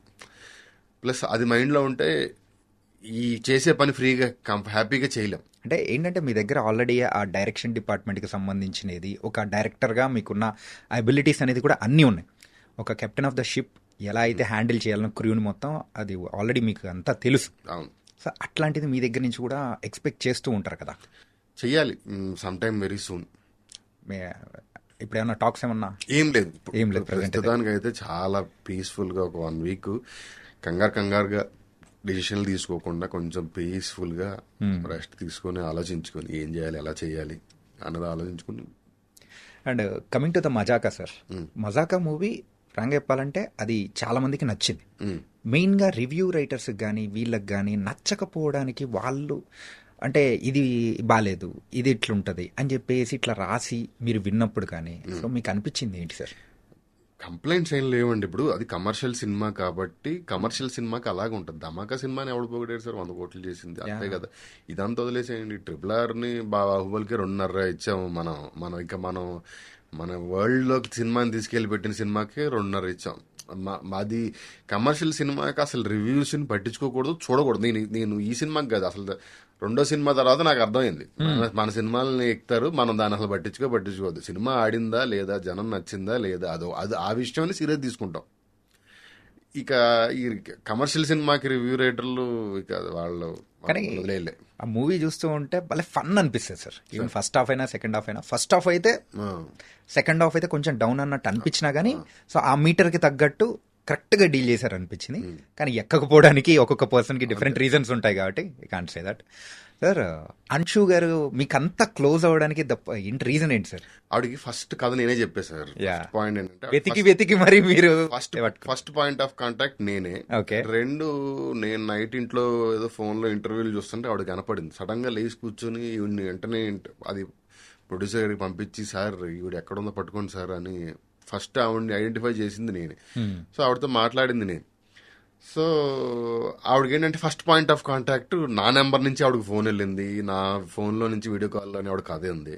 సో ఏం అడగాలన్నా నా నుంచి అడగడం. మనకేంటంటే అప్పట్లో హీరోయిన్ మళ్ళీ మన దగ్గరికి వచ్చింది కాబట్టి మనం చాలా గౌరవంగా చూసుకోవాలి ఆవిడ ఇంటి దగ్గర ఉన్న ఫ్యామిలీ అన్నీ వదిలేసుకుని వస్తుంది అన్న దాంట్లో మనం చాలా కేరింగ్గా గౌరవంగా ఉంటాం. సో ఆ కంఫర్ట్ నాకు ఫస్ట్ సినిమా నుంచి అండి. సినిమా చూపిస్తాం అప్పుడు కూడా అవిక వాళ్ళ మదర్ ఫాదర్ లేకుండా ఒక్క రోజు కూడా ఆవిడ కెరియర్లో షూటింగ్ వెళ్ళా. ఫస్ట్ డే మా సెట్కి వచ్చిందండి. సెకండ్ డే నుంచి సినిమా అయిపోయేంత వరకు ఒక్క రోజు కూడా రాలేదు ఆవిడ. తర్వాత నాతో ఆవిడ అన్నది, వాళ్ళ మదర్ అన్నారు, ఆవిడ అన్నారు, ఎందుకో నాన్న నువ్వు ఉంటే మాకు బాగా అనిపించింది అని. సో ఆ రోజు కూడా నా ఫీలింగ్ ఏంటంటే నా కళని ఫుల్ఫిల్ చేయడానికి వచ్చిన ఒక హీరో, ఒక హీరోయిన్. ఓకే, వీళ్ళు లేకపోతే నా లైఫ్ ముందుకు వెళ్దు కదా అని అసలు వాళ్ళిద్దరిని డెమిగాడ్స్ లా చూసుకునేవాడిని. నాకు అప్పటి నుంచి అది అలవాటు. హీరోయిన్స్ని కానీ హీరోస్ని కానీ నా దృష్టిలో నా కెరియర్ని ముందుకు తీసుకెళ్ళడానికి వచ్చిన వాళ్ళ ఫీల్ అవుతా.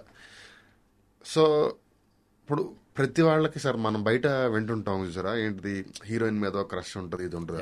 నాకు అప్పటి వరకు ఉన్నా కూడా, అంతకు ముందు ఎప్పుడన్నా ఉన్నా కూడా, అక్కడికి వచ్చేసరికి నేను వాళ్ళని వేరేలా ట్రీట్ చేస్తా. అది కొంతమందికి వీడు కొంచెం అది చేస్తానని కూడా అనిపిస్తచ్చు. బట్ నాకు చాలా ప్రెషియస్ విషయం ఆ రోజుల్లో. ఇప్పుడు కొంచెం దాని తాలూకు మోతాదు తగ్గిన ఫస్ట్ సినిమాకైతే అది ఉంది. బట్ ఈవిడిది ఏంటంటే ఒక తెలియని ఎస్టర్, అప్పుడు హీరోయిన్ కదా, మనకి ఎలా ఉంటుంది ఇప్పుడు మనం ఈవెన్ ఏ భానుప్రియ గారితో వర్క్ చేసినా ఎవరితో వర్క్ చేసినా వాళ్ళు చాలా అపురూపంగా చూస్తాం. అసలు వీళ్ళందరిని వదిలేసండి. మా సినిమాలో ఆయన పేరు గుర్తురాలేదు, మన సుధాకర్ అని మన మురళీశర్మ గారి దగ్గర వర్క్ చేస్తుంటారు. ఆయన యాక్సిడెంట్ అవుతే, మీరు సినిమా చూసారా? ఏది సార్? మజాకా. చూసాను సార్. మజాకాలో అదే ఆయనకి యాక్సిడెంట్ అవుతుంది. మురళీశర్మ దగ్గర ఒక సుధాకర్ ఒక ఆయన వర్క్ చేస్తుంటే ఆయన కాల్ తీసేయండి అంటాడు. సో ఆయన ఉన్నారు కదా, నాకు ఆయన టీవీలో చూసాం మనం, ఎప్పుడు దూరదర్శన్. మీరు నమ్మండి, ఆయన 3 days షూట్ చేసి 3వ రోజు వెళ్ళిపోతున్నా, ఆయన షేక్ హ్యాండ్ ఇస్తే నా కళ్ళమ్మ నీళ్ళు వచ్చింది. నేను చిన్నతనంలో టెలిస్కూల్లో అలాంటి దూరదర్శన్లో చూసిన ఒక ఆయన నా సినిమాలో వచ్చి పనిచేశాడు. ఆయన నా వర్క్ అప్రిషియేట్ చేసి పెద్ద పెద్ద స్టార్స్తో రోజుకి 5 లక్షలు, ₹1 కోటి, 2 కోట్లు తీసుకునే పెద్ద పెద్ద హీరోలతో చేసినప్పుడు కూడా అంత ఎమోషన్ రాదు. అంటే ఈయన మళ్ళీ ఈయనతో పని చేయగలుగుతామో లేదో తెలియదు, నా సినిమాలోకి వచ్చారు అన్నది ఆ ఫీలింగ్. అది బాగా ఉండడం వల్ల, ప్లస్ ఎప్పుడైనా అమ్మాయి వాళ్ళు ఏమనుకుంటారు, వీడితో మాట్లాడొచ్చు, ఆ కంఫర్ట్ మనకు ఉంది, ఇతని మైండ్లో ఏది లేదు అన్న తర్వాత మనకి ఆ స్పేస్ ఇస్తారు. ఈవెన్ అన్షు గారితో కూడా నేను ఇంటర్వ్యూ చేసేటప్పుడు Prasanna is like a family member అనే ఆ టైప్ ఆఫ్ అఫెక్షన్ అనేది కూడా చూపిస్తే ఆవిడ దగ్గర నుంచి మాట్లాడుతుంటే వాట్ ఈస్ దిస్ అని మనకి ఇప్పుడు సందర్భం వచ్చింది కాబట్టి. సార్ మన మైండ్లో రెండో ఆలోచన లేదు అన్నది ఆడవాళ్ళు పట్టుకుంటే మనకి ఆ స్పేస్ ఇస్తారు. నేను కూడా మా వైఫ్ని తీసుకెళ్ళి పరిచయం చేశా, మా పిల్లలతో ఆవిడ ఆడుకోవడం, మా ఫ్యామిలీ నుంచి ఆవిడకి ఏదైనా పంపించడం, ఆవిడ మా ఫ్యామిలీకి ఏదైనా పంపించడం. నేను వీడియో కాల్, మా వైఫ్ షూటింగ్లో ఉన్నప్పుడు వీడియో కాల్ మాట్లాడితే తను తీసుకుని ఆ ఫ్యామిలీ ఎన్విరాన్మెంట్ ఎప్పుడైతే వచ్చిందో అది మనం చాలా జెన్యున్గా ఫీల్ అయ్యి మనతో ఫ్రెండ్షిప్ ఉంటుంది. నాకు అది చాలా హ్యాపీగా అనిపిస్తుంది. ఆ స్పేస్ ఇవ్వడంలో నాకు హ్యాపీనెస్ ఉంటుంది. Okay, it was nice sir. మీరు అంత అపురూపంగా చూసుకుంటుంటే బాగా అనిపించింది. అవును, చాలా హ్యాపీగా అనిపించింది. మళ్ళీ ఏంటంటే అప్పుడెప్పుడో చూసిన హీరోయిన్ మళ్ళీ తీసుకురావడం కానీ ఆ ఫ్యాక్టర్స్ కూడా చాలా చక్కగా పనికొచ్చాయి. అండ్ సార్, మీ దగ్గర నుంచి ఈ అర్జున్ రెడ్డి అండ్ కొన్ని కంప్లీట్ కమర్షియల్ ఆస్పెక్ట్స్తో ఉన్న ఒక సీరియస్ మూవీ ఏమన్నా ఇట్లాంటి ఎక్స్పెక్ట్ చేయొచ్చా? చెయ్యాలి సార్, చాలా చెయ్యాలి, చూడాలి. అది మనం మాటలు చెప్పడం కంటే చేసుకుంటూ వెళ్తే బెటరు. బట్ డెఫినెట్గా చెయ్యాలి. అంటే కమర్షియల్ ఆస్పెక్ట్లో మెయిన్గా కొన్ని లెక్కలు ఉంటాయి కదా చూడండి, సాంగ్స్ అని లేకపోతే ఇవన్నీ పక్కన పెట్టేసి, సో మెయిన్గా ఏంటంటే ఆ స్టోరీ అని చెప్పేసి సీరియస్ సబ్జెక్ట్. అవును, ప్రసన్న గారి దగ్గర నుంచి వస్తుందా అసలు? ఉంది సార్. డెఫినెట్గా ఒకటైతే ఆల్రెడీ విలేజ్ సినిమా ఒకటి, నాకు తెలిసి సినిమాలో ఒక్క జోక్ కూడా ఉండదు, నాకు తెలిసి లేదు అనుకుంటా. సార్ అన్యాయం చేయండి కానీ సార్, మరీ అంత అన్యాయం వద్దు సార్. సినిమానే అలాంటిది, ఓకే, ఆ కథే అలాంటిది. సో అలాంటిది ఒకటి జరుగుతుంది, చూద్దాం ఇమీడియట్ గా. ఓకే, సార్ ఒకప్పుడు మన తెలుగు ఇండస్ట్రీలో రైటర్స్ అనేటప్పటికీ ఎవరైనా కానీ టాప్ రైటర్స్ ఉన్నా వాళ్ళ దగ్గర వర్క్ చేసే రైటర్స్ సుమారు ఒక 5-6 మెంబర్స్ అట్లా ఉండేవాళ్ళు, ఒక గ్రూప్ ఆఫ్ పీపుల్ టైప్లో. కానీ ఇప్పుడు రాను ఆ ఒక ట్రెడిషన్ అనేది కూడా తగ్గిపోతూ ఉంది.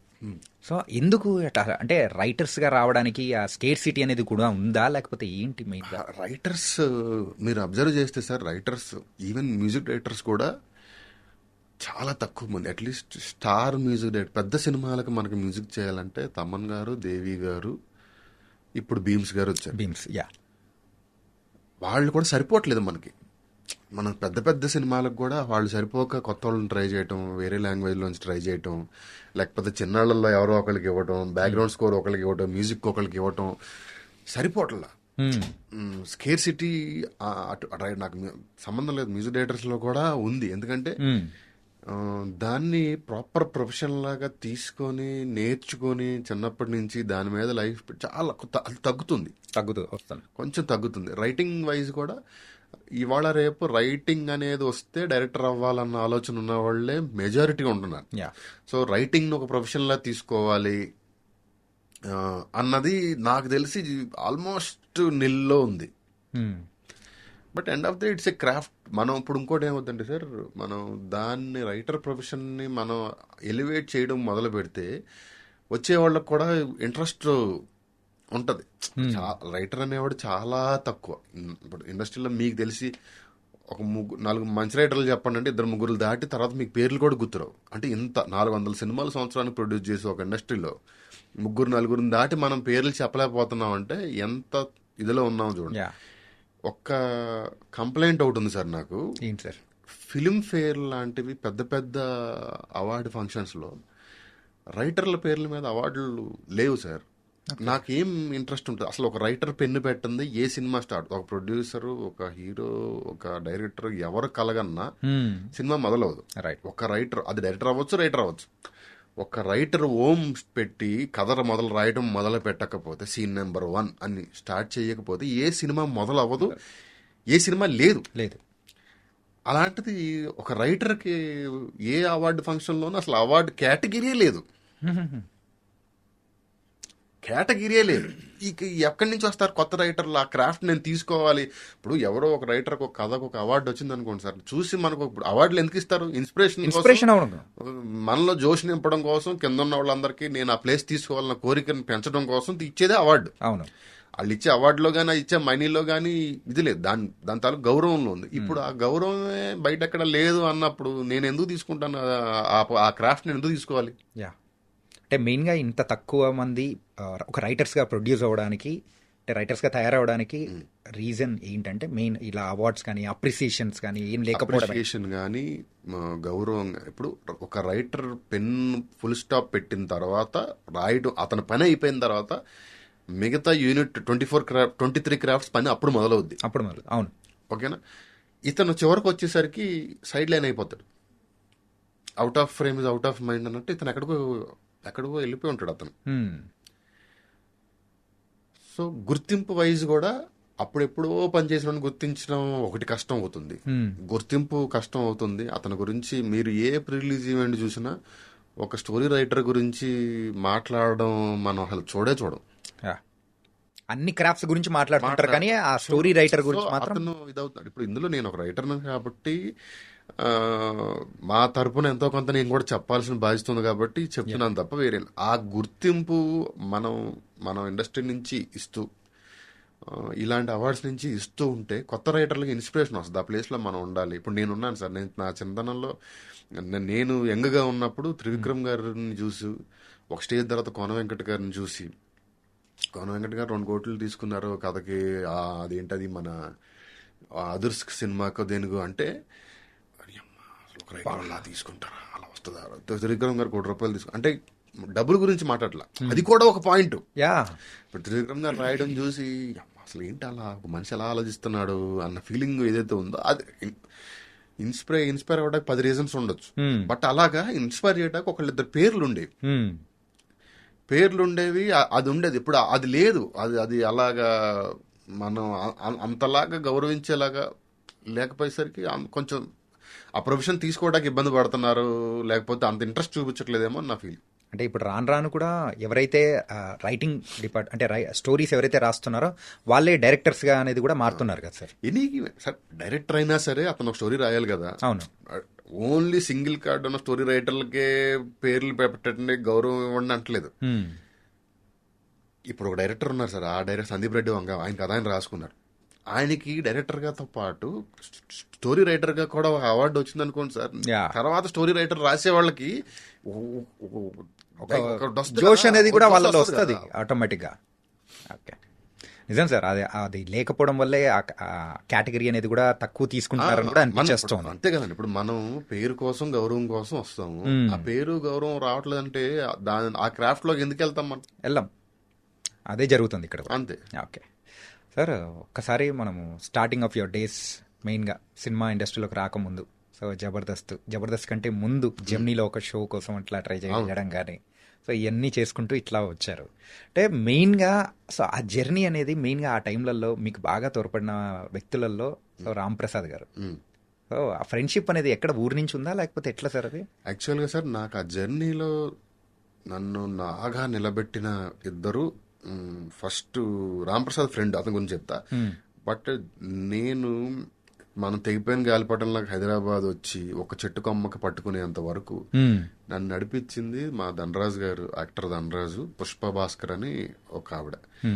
వాళ్ళిద్దరూ నన్ను అసలు సొంత కొడుకుని కూడా ఎవరు అంతలాగా ప్రమోట్ చేయరు. అంత రేంజ్లో నన్ను వెళ్ళిన ప్రతి చోటకి మావోడు మావోడు మావోడు మావోడు మావోడు మావోడు అని చెప్పి చెప్పి చెప్పి నాకు ఏ ఇష్యూ వచ్చినా కూడా అసలు మా ఇంట్లో మా మమ్మీ డాడీని ఎలా అడిగి నేను డబ్బులు తీసుకుంటానో అంత చనువుగా నాకు ఏ అవసరం ఉన్నా సరే నాకు పిలిచి ఇంటికి తీసుకొచ్చి ఇచ్చి అంత నన్ను సపోర్ట్ చేసి నన్ను నేను వచ్చి సెటిల్ అయ్యేంత వరకు నన్ను నిలబెట్టింది మాత్రం వాళ్ళిద్దరు, నటరాజు గారు, పుష్ప గారు. బట్ ఈ జర్నీలో ఫ్రెండ్ గా రామ్ ప్రసాద్ నేను అనేది మేమిద్దరం స్ట్రగ్లర్సే. మేమిద్దరం కలిసి మాట్లాడుకోవటం, కలిసి తిరగటం, కలిసి కలగడం, ఏదో చేయాలని ఒక ఇద్దరు రూమ్మేట్స్ ఎలా ఆస్పైరింగ్ రూమ్మేట్స్ ఎలా ఉంటారో అలాంటి ఒక మోరల్ సపోర్ట్ మీ ఇద్దరం ఒకరికొకళ్ళు ఆడేదవుతాడు నేనేదో అవుతాను ఈ టైప్లో ఇద్దరం ఉండేవాళ్ళం. బట్ నాకు ఆ టైంలో మాత్రం నిలబడింది మాత్రం వాళ్ళిద్దరు. Okay, nice sir. అంటే ఆ జబర్దస్త్ నుంచి మెయిన్గా ఆ బయటికి వచ్చి రావడానికి ద రీజన్ ఏంటి సార్? మనం జబర్దస్త్ కోసం రాలేదు సార్ ఇండస్ట్రీకి. మనం సినిమా కోసం వచ్చాం. జబర్దస్త్ అనేది ఒక ప్లాట్ఫామ్, నాకు ఒక ఎక్స్కలేటర్ లాగా. మనం పై ఫ్లోర్లోకి వెళ్ళాలంటే ఎక్స్కలేటర్ లాగా నాకు అది ఉపయోగపడింది. ఓకే, సో ఇది ఉపయోగపడిందని ఎక్స్కలేటర్ ఎక్కడాక మనం రాలేదు, పై ఫ్లోర్కి వెళ్ళడానికి వచ్చింది కదా. సో అలాగా అది నేను దాంట్లో కంఫర్టబుల్గా సంపాదించుకున్నాను, కొంత నిలబడ్డాను, నా మీద నాకు కాన్ఫిడెన్స్ బిల్డ్ అయింది. దాని తర్వాత సినిమా ఇండస్ట్రీ కోసం వచ్చిన తర్వాత ఇక్కడ డబ్బులు వస్తుంది, పేరు వస్తుందని మనం ఇక్కడ ఉండిపోతే మన ఎండ్ ఆఫ్ ది డే డబ్బుల కోసం వచ్చిన వాళ్ళని అయిపోతాం. అది కాదు మనకు కావాల్సింది, సినిమాల్లో ఉండాలి అని. నా 75th ఎపిసోడ్ సార్ థియేటర్ మన జబర్దస్త్ ఫ్లోర్ స్టూడియో ఫ్లోర్లో నుంచి బయటకు వచ్చి చెప్పులు తీసి దండం పెట్టుకుని మళ్ళీ లైఫ్లో సినిమాల కోసం వెళ్తున్నాను, సినిమా ఇండస్ట్రీకి వెళ్తున్నాను, మళ్ళీ నీ దగ్గరికి రాకుండా నన్ను అక్కడే ఉండేలా నన్ను బ్లెస్ చేయి నువ్వు అని దండం పెట్టుకుని వచ్చా. సో అంటే అది దాని అర్థం ఏంటంటే దానికి నాకు ఆ ప్లేస్ అన్నా కూడా అంత రెస్పెక్ట్, అంత గౌరవం. నాకు ఆ ప్లేస్ ఇక్కడ వరకు నన్ను నిలబెట్టావు, ఇక్కడ నుంచి కూడా ఇలాగే ముందుకు వెళ్ళాలని కోరుకున్నాను, దండం పెట్టుకుని ఇండస్ట్రీకి వచ్చా. ఓకే, అనసూయ గారితో ఈ పరిచయం కానీ మరి అక్కడ ఎలా ఉంది? అప్పుడే జబర్దస్త్ టైంలోనేనా లేకపోతే ముందు కూడా ఉంది కదా సార్? జబర్దస్త్ కంటే ముందు లేదండి. జబర్దస్త్ జెమ్నీలో ఒక షోకి, అది జబర్దస్త్ తర్వాతేనా సార్? ఓకే, జబర్దస్త్ తర్వాతే. జబర్దస్త్ స్టార్ట్ అయినప్పటి నుంచి అక్కడ కొంచెం తెలుసు. దాని తర్వాత ఇంకొక అలీ టాకీస్ అప్పుడు కొంచెం ఎక్కువ క్లోజ్గా మాట్లాడడం, ఎందుకంటే తను రోజు యాక్టింగ్ అప్పుడు దాంట్లో స్కిట్లు చేయాల్సి వచ్చేది. అప్పటి వరకు తను యాంకరింగ్ చేయడం తప్ప యాక్టింగ్ ఎప్పుడు చేయలే. సో ఫస్ట్ టైం రోజు వచ్చి నా దగ్గరికి వచ్చి మాట్లాడుకొని ఇలా రిహార్సల్ చేసుకొని ఇలా ప్రాక్టీస్ చేయడంలో ఒక పరిచయం. ఇది మా ఇద్దరి మధ్య ఒక వామ్ ఫ్రెండ్షిప్. ఎప్పుడు మీ ఇద్దరు రెగ్యులర్గా మాట్లాడుకోం, ఎప్పుడన్నా సందర్భం ఉంటే తప్ప. బట్ ఇద్దరంటే ఒక విపరీతమైన మ్యూచువల్ రెస్పెక్ట్ ఉంది ఇద్దరికి. సో ఇప్పటికీ కానీ ఒక యాక్ట్రెస్ గా కూడా ఆవిడ అంటే అంచెలంచెలుగా ఎదగడం అనేది చూస్తూ ఉంటే నిజంగా మైండ్ సార్, అసలు ఆ అమ్మాయి ఫస్ట్ డే నాకు తెలిసి నా దగ్గరేనేమో నా ఆవిడ వచ్చి రిహార్సల్ చేయటం ఆల్మోస్ట్ జీరో దగ్గర స్టార్ట్ అయిన ఆవిడ అంత బ్రహ్మాండంగా చేస్తుంది ఈరోజు అవుట్ ఆఫ్ ఓన్లీ ప్యాషన్, మామూలు ప్యాషన్ కాదా అమ్మ ఆవిడకి. అసలు ఎక్కడి నుంచి ఎలా ఏంటి అనేది ఒకసారి అబ్జర్వ్ చేసుకుంటే నిజంగా వండర్ఫుల్ అనిపిస్తూ ఉంటుంది. ఓకే, అండ్ అలాగే so coming to your family sir, నా. సో పిల్లలు ఎంతమంది ఏంటి? ఒక అబ్బాయి, మా వైఫ్ మళ్ళీ షీస్ క్యారింగ్ 8th month ఇప్పుడు, oh expecting a baby soon. Nice nice sir. Oh ఎట్ సార్, love marriage arrange marriage? Marriage. Arrange marriage ఎక్కడ కోవిడ్ టైంలో ఏమైనా జరిగిందా ఏంటి? కోవిడ్ టైంలోనే కదా, చాలా తక్కువ మంది. అవును. ఏంటి ఆ అనుభవం ఏంటి అసలు? దాని మీద కూడా ఏమైనా స్టోరీ రాస్తారేమో అనిపించింది. లేదండి, అదే అప్పుడప్పటి వరకు అనుకున్నాం, కోవిడ్ టైంలో కుదిరింది, మనం కూడా పారిపోవడానికి ఛాన్స్ లేదు. లాక్ చేసేసారు మొత్తం, లాక్డౌన్ చేసి మరి పెళ్లి చేశారు. ఓకే, ఏంటి లవ్ మ్యారేజ్ సార్? లేదు సార్, అరేంజ్మెంట్. మా మామయ్య గారి అమ్మాయి, మా మదర్ వాళ్ళ తమ్ముడు కూతురు.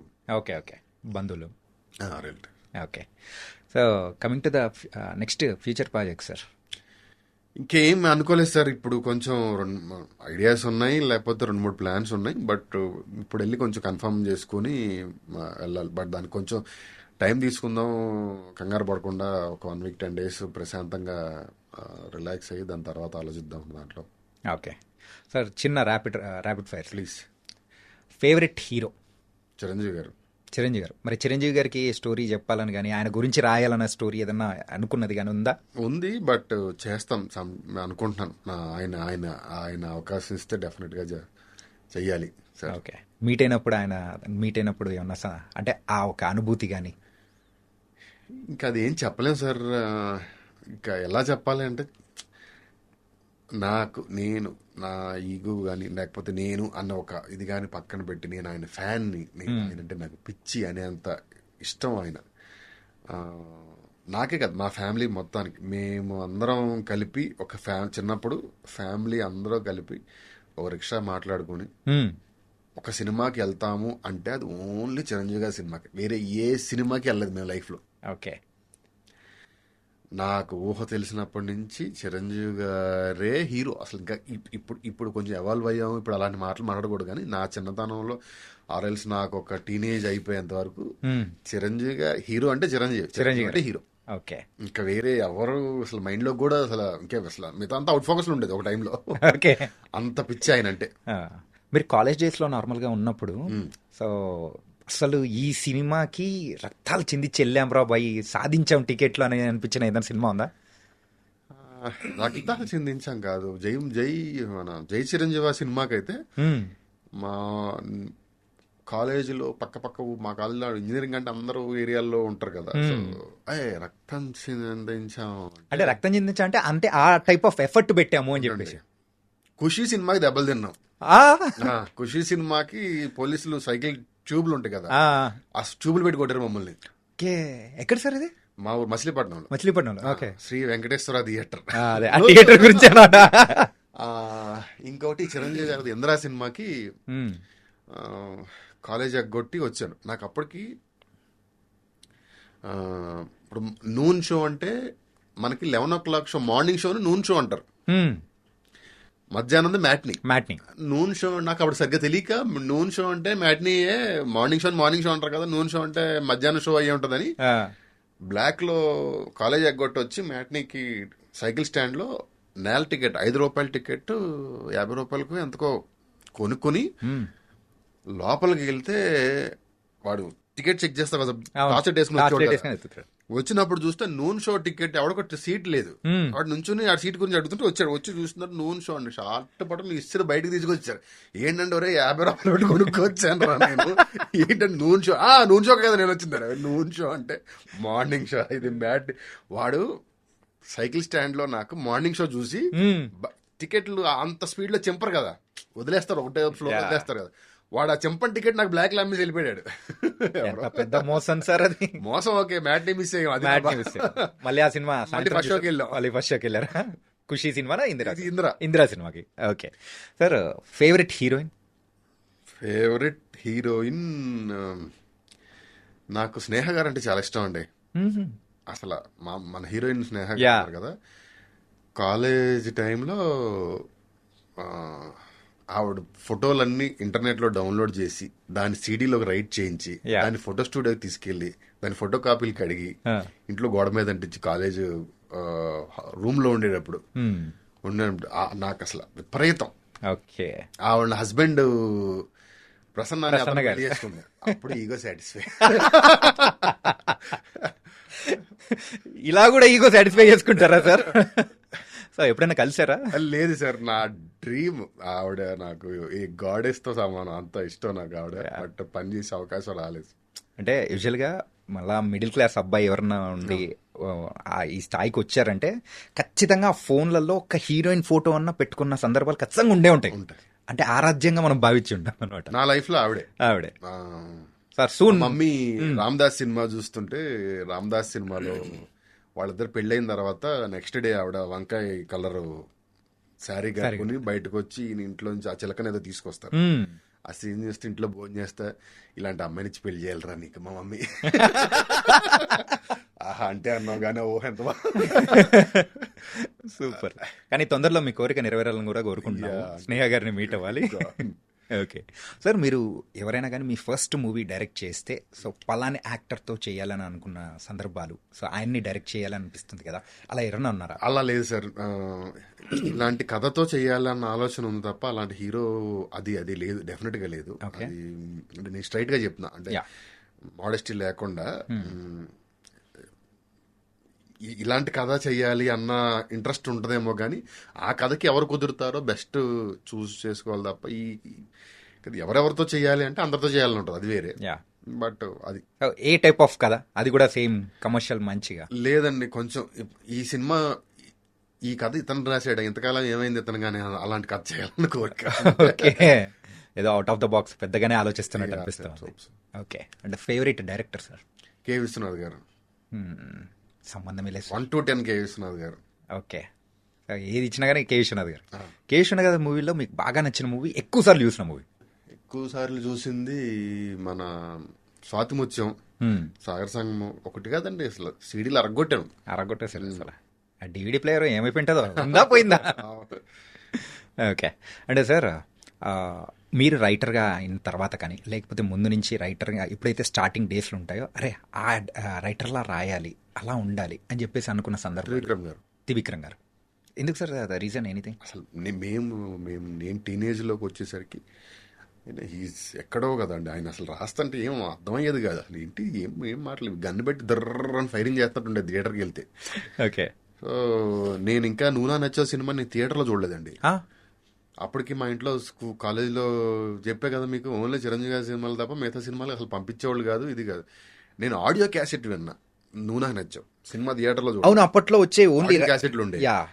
ఆడియో క్యాసెట్ పెట్టి చూస్తుంటే అందులో మన సుహాసిని గారి డైలాగులు, క్లైమాక్స్ లో డైలాగులు, ఇవి అసలు ఏంటంటే ఎవడే అసలు కరెక్ట్ గా చెప్పాలంటే ఎవడరా ఇడు అలా మాట్లాడుకుంటాం కదా. అలా ఏంటి ఏం మాట్లాడుతుంది అసలు, అప్పుడే గ్యాప్ ఇవ్వడే దేనికి మధ్యలో పాజ్, టేప్ రికార్డర్లో పాజ్ పెట్టుకుని నవ్వుకొని మళ్ళీ పాజ్ పెట్టుకుని నవ్వుకొని అలా అలా అలా అంత అసలు ఎక్స్ట్రీమ్ అయిన ఆయన. తర్వాత డైరెక్టర్గా మారిన సందర్భంలో కూడా సో ఆయన నచ్చిన మూవీస్ సార్, ఈవెన్ డైరెక్టర్గా రైటర్గా? అతడు టాప్. ఓకే, అసలు అదైతే వేరే లెవెల్. నేను ఇంజనీరింగ్ లో ఉన్నప్పుడు నాకు తెలిసి ఫస్ట్ రోజు 3 సార్లు చూసినట్టు ఉన్నాం. ఫస్ట్ రోజే మా ఇంటి ముందు, మా రూమ్ ముందే థియేటర్. అట్లా కాబట్టి బెల్ కొడుతుంటే పైగా ఆ టికెట్లు ఇచ్చేవాళ్ళు అందరూ మా ఇంటి ముందు ఆపోజిట్ లో అక్కడక్కడే ఉండేవాళ్ళు. సో అక్కడ పనిచేసే వాళ్ళందరూ అక్కడే పనిచేస్తుండేవాళ్ళు. వాళ్ళు మనం వెళ్ళక మనకు టికెట్ ఆల్రెడీ కింద బుక్ కింద పెట్టేవాళ్ళు. వస్తే టికెట్ తీసుకుని వెళ్ళిపోయాడు. కాదు సార్, ఈ లెక్కను చూసుకుంటే మీరు క్లాసులలో కంటే థియేటర్లో ఎక్కువ ఉన్నట్టు అనిపిస్తుంది. నిజమే, చాలా కష్టపడి అటెండెన్స్ మెయింటైన్ చేసేవాళ్ళం. మరి సబ్జెక్టులు ఏమైనా పెట్టుకున్నారా? మొన్న ఈ సినిమా డ్రాగన్ చూసారా? చూసా. ఏంటి 48? 48 లేదు, 18 లాస్ట్ సెమ్ లో 18 క్లియర్ చేసాం ఒకటేసారి. అయ్యా దేవుడు అయ్యా. 4-2 లో మా ఇంట్లో వాళ్ళు తెలీదు, వీడికి ఎన్ని ఉన్నాయని కూడా తెలీదు. ఇప్పటికప్పుడు అయిపోయినాయి అని చెప్తుండేవాళ్ళం. But end of the day అయిపోయేసరికి అన్ని అయిపోతే తెలిసిపోద్ది కదా, అప్పుడు తెలుస్తుంది. అవును. సో 18 18 రాసాం ఒకటేసారి. 18 ప్లస్ 2 4-2 ఎగ్జామ్స్, 2 4-2 ప్లస్ బ్యాక్లాగ్స్ 18, 20. పొద్దున ఒకటి రాస్తే మధ్యాహ్నం ఒకటి రాయాలి, పొద్దున ఒకటి రాస్తే మధ్యాహ్నం ఒకటి రాయాలి, అన్ని లేచాం. ఇందులో హైలైట్ ఒకటి చెప్తా. అప్పటికి మాకును మాది ట్రిపుల్ ఈసీకి బ్రాంచ్ గొడవలు ఏవో చిన్న చిన్న జరుగుతుండే. సో వాళ్ళకి మేమంటే పడేది కాదు. ఓకే. సో ఎగ్జామ్ రాస్తున్నప్పుడు 2 క్వశ్చన్లు రాశాను. రాసిన తర్వాత ముందు బెంచ్ వాడిని ఎరేజర్ అడిగా, అప్సరా ఎరేజర్, దానిపైన కవర్ కూడా. వాడు ఎరేజర్ ఇచ్చాడు. ఎరేజర్ వాడి దగ్గర తీసుకున్న మా ఈసీ ఇన్విజిలేటర్ వచ్చింది మాకు. ఓకే. వచ్చాక ఆవిడ ఎరేజర్ తీసుకుని పెట్టి రాస్తా ఉంటే ఆవిడ వచ్చింది, ఏం తీసుకున్నాడు దగ్గర నుంచి అని. ఎరేజర్ అండి అని. ఎరేజర్ కాదు ఏదో తీసుకుంటే. ఎరేజరే మేడం తీసుకుంటే తీస్తే వాడు నిన్న ఎగ్జామ్కి కాపీకి 2 ఫార్ములాలు రాసుకొచ్చాడు దాని మీద. అది పెన్సిల్తో రాస్తాం కదా, ఎరేజర్ రాసి దాంట్లో పెట్టి తెచ్చాడు.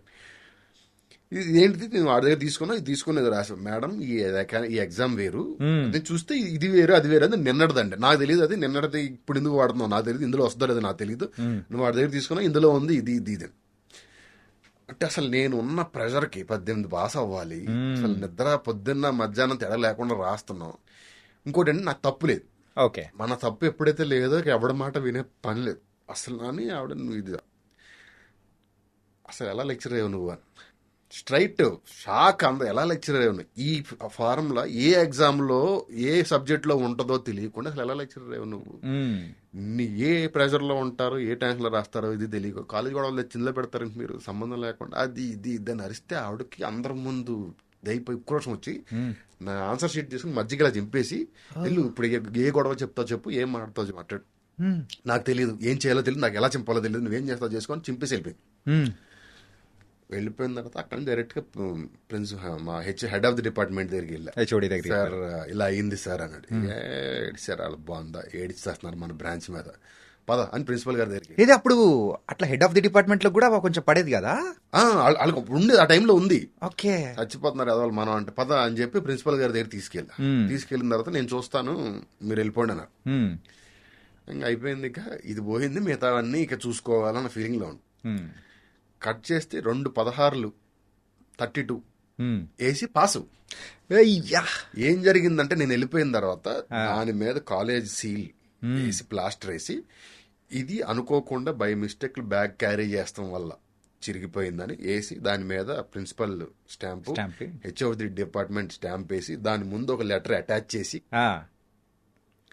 బై మిస్టేక్ జరిగింది ఇది, దీని కాలేజ్ మాకు తెలిసే జరిగింది, సో దీన్ని కరెక్ట్ గానే కన్సిడర్ చేయాలి అని వాళ్ళు లెటర్ పెట్టి మరి పంపించి పాస్ అయిపోయారు. ఇందులో మీ యాటిట్యూడ్ విషయానికి వచ్చేటప్పుడు నేను లోకల్ కనిపిస్తూ ఉంది. సో ఈ బ్యాక్లాగ్లు ఇవన్నీ కనిపించేటప్పటికి డ్రాగన్ కనిపిస్తూ ఉంది. సో ట్రిపుల్ ఈసీ కనిపిస్తుంది. వాళ్ళు ఉండేది సార్ అసలు అలా ఎలా 16 మార్కుల క్వశ్చన్కి 2 16 32 వేసి పడేసారు సార్, పాస్ అయిపోయాం. అంటే అది ఇంజనీరింగ్ అయిపోయిన తర్వాత ఇమీడియట్ అంటే ట్రిపుల్ కి సంబంధించిన జాబ్స్ కానీ సాఫ్ట్వేర్ కానీ ఇన్ఫోటెక్ లో చేశాను, చేశాను, చేసి తర్వాత మానేసి ఇందులో. ఏంటి సార్ ఫస్ట్ శాలరీ ఎంత? తక్కువేనండి, ఎంత అప్పుడు 22 ఎంత ఉండేది సార్ ఆ రోజుల్లో 22 అంటే తక్కువ సార్. ఏంటి సార్ ఈ రోజుల్లో తక్కువ, ఈ రోజుల్లో తక్కువ, ఆ రోజుల్లో అయితే వావ్ అనిపించేలా ఉంటది. It was very very nice sir. అంటే బోల్డ్ అండ్ సంగతులు అనేది కూడా మాట్లాడుకున్నాం. అండ్ ఒక engineering student, so trend as a writer and also now you are going with an good flow. అండ్ మాకు మంచి మంచి ఎంటర్టైనింగ్ మూవీస్ అనేది కూడా ఇవ్వడం చాలా సూపర్ గా ఉంది సార్ జర్నీ కాలి. థ్యాంక్ యూ అండి. Wonderful and thank you so much for coming here. My pleasure sir. Thank you sir.